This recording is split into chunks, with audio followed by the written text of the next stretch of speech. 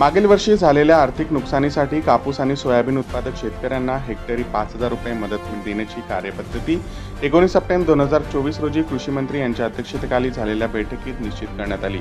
या योजनेद्वारे 91 लाख हेक्टर क्षेत्रावरील 83 लाख शेतकऱ्यांना 4,192 कोटी रुपयांचे अनुदान वितरित केले जाईल।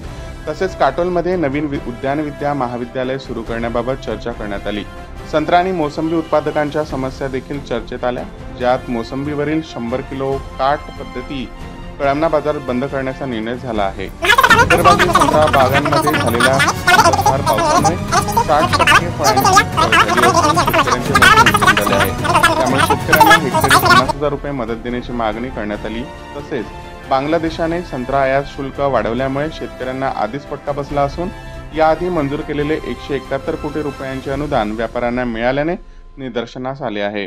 आज इथे शेतकऱ्यांचे प्रतिनिधी म्हणून मी स्वतः आमच्या सोबत असलेले संत्रा उत्पादक संघाचे अध्यक्ष सन्माननीय मनोजी जंजाळ शेतकऱ्यांसाठी सातत्याने आपलं आयुष्य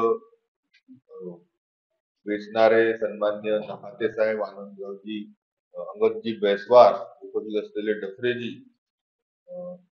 खऱ्या अर्थाने अतिशय आनंदाची गोष्ट आहे की पंजाबराव देशमुख कृषी विद्यापीठाचं हॉर्टिकल्चर कॉलेज हे नागपूर जिल्ह्यामध्ये काटोल तालुक्यामध्ये निर्माण होण्यासाठी पीकेव्हीने परवानगी दिलीच होती, तर Maharashtra council of agriculture research यांनी देखील परवाच्या दिवशी परवानगी दिली आहे। तात्काळ येणाऱ्या पुढच्या आठवड्याच्या कॅबिनेट मीटिंग मध्ये महाराष्ट्र सरकार त्याची अनुमती देईल आणि त्या माध्यमातून एक संत्रा, मोसंबी व इतर फळ बागांवर संशोधन करणारी आणि त्यांच्यासाठी काम करणारी एक संस्था तिथे उभी होण्याच्या संदर्भामध्ये जो निर्णय झाला तो आपल्या माध्यमातून लोकांपर्यंत पोहोचावा या दृष्टीने आजची पत्रकार परिषद आहे। तसेच आपल्या सर्वांना माहिती आहे की बांगलादेश मध्ये संत्रा जाण्यामध्ये आता पुष्कळशा अडचणी आल्या, तिथच्या सरकारच्या अडचणी आहेत आणि त्याच्या पहिले त्यांनी अवाजवी कस्टम ड्युटी ही तिथे पाठवणाऱ्या संत्र्यावर लावलेली होती।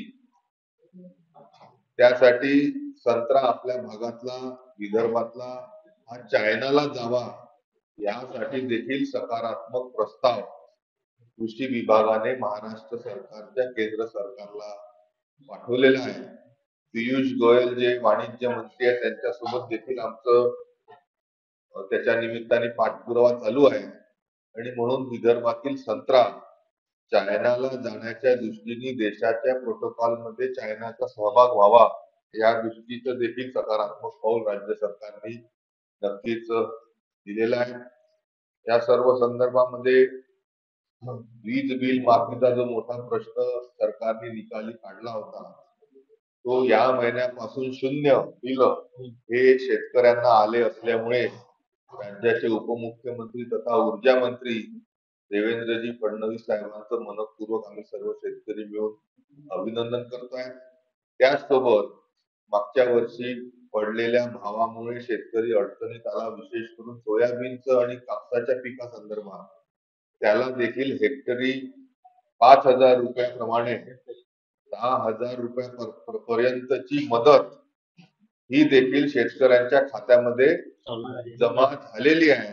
त्याचं देखील आम्ही राज्य सरकारचं इथे मनपूर्वक त्या निमित्ताने आभार व्यक्त करतो, स्वागत देखील त्यांचं नक्कीच करतोय। या सर्व संदर्भामध्ये अजून जास्ती तपशीलवार माहिती आमचे महाऑरेंजचे सन्माननीय जंजाळ साहेब देतील।